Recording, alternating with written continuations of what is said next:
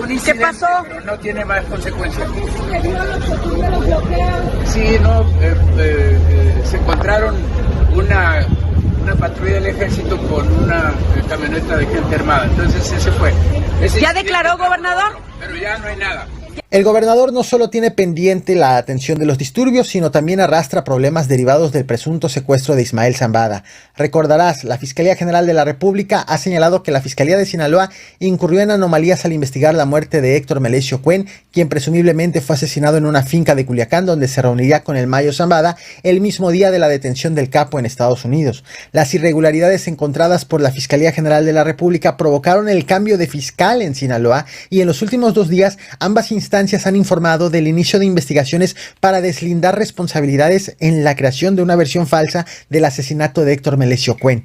Las investigaciones incluyen revisiones en el actuar de la ahora exfiscal Sara Bruna. Sin embargo, también se ha abierto la posibilidad de que sea citado el gobernador de Sinaloa a declarar. Este escenario ha sido planteado tanto por la misma Fiscalía General de la República como por el presidente de México, Andrés Manuel López Obrador. De tal forma que, al ser visto el gobernador en Palacio Nacional, también le fue preguntado si ya declaró ante la Fiscalía General de la República por los eventos ocurridos en torno al secuestro del Mayo Zambada, tras lo cual respondió lo siguiente. Muy bien, está tranquilo Sinaloa. Gobernador, ¿ya declaró ante la Fiscalía?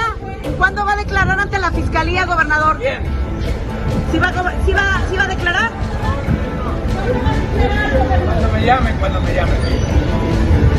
Debo precisar algo, debido a que tanto autoridades norteamericanas como la Fiscalía General de la República han asegurado que Ismael Zambada sí fue privado de la libertad en contra de su voluntad por parte de su ahijado Joaquín Guzmán López para ser entregado ante las autoridades estadounidenses. A partir de este momento ya no me referiré a este hecho como un presunto o probable secuestro, sino como lo que las autoridades afirman que fue un secuestro. Pareciera una obviedad o reiteración, sin embargo, este tipo de cosas permiten darnos cuenta que cada día se va revelando elementos nuevos en torno a una de las detenciones más relevantes e increíbles del siglo.